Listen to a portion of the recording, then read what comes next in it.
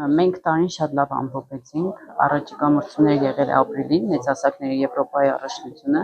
մասնակցել են մեզանից, մեր Շիրակի մարզից, մեր անձնական աշակերտներից Ալեքսանդրան Գրիգորյան, Ամրոյան Աննան,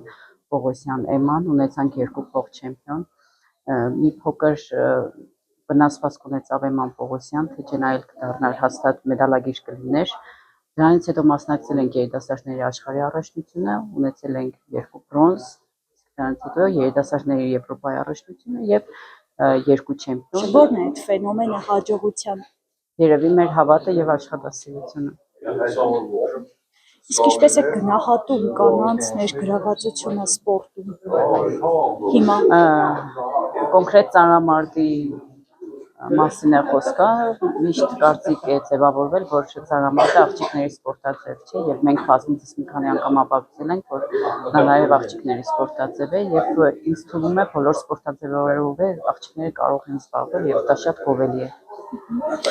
Խոսեցիք, որ օլիմպիական խաղերին պետք է մասնակցություն ունենան, ձեր աղջիկներն են լինելու, ովքեր են, կարող եք անուններ հրապարակել այս պահին, թե դերևս հստակեցված չէ։ Չէ, դեռ շատ շուտ է անուններ տալ, թե մենք ունենք երեխաներ, որոնք որ պետք է պատրաստվեն օլիմպիական խաղերին, արդեն վարկանիշային տարի է հաջորդ տարվանից,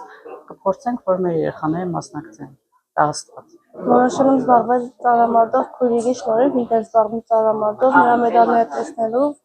ես էլ ուզեցա զբաղվեմ ծանրամարտով ու պատրաստել կարողանում եմ մեդալներ նվաճել։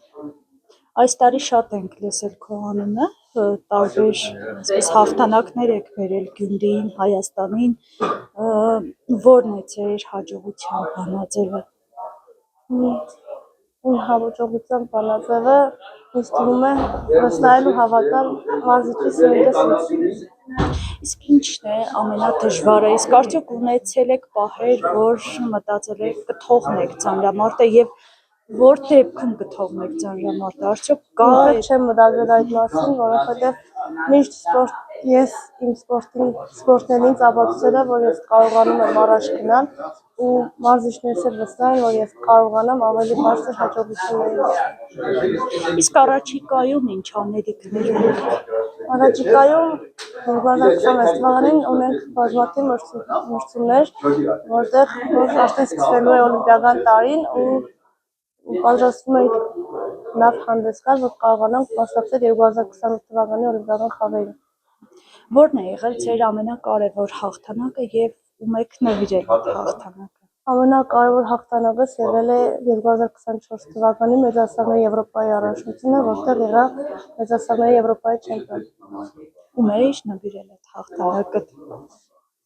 Իմ հաղթանակը իմ մարզիչին էր նվիրված, որովհետև հենց այդ օրը իմ մարզիչի ծնունդն էր, փետրվարի 13-ին, դրա համար էլ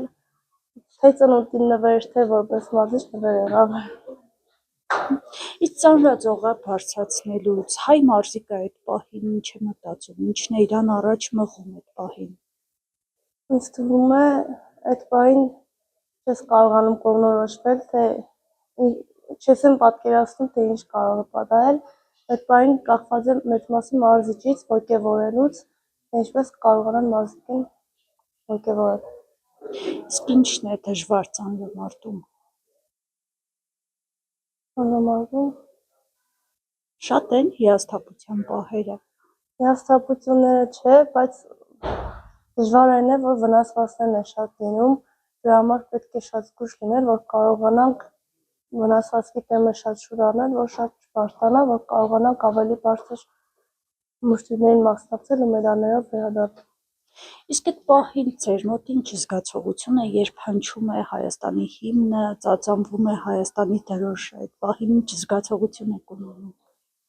Միշտ այդ հարցին պատասխանել եմ, որ դա նկարագրի զգացողություն է, որովհետև դու չես կարող քո ապրածը բացատրել դիմացինին։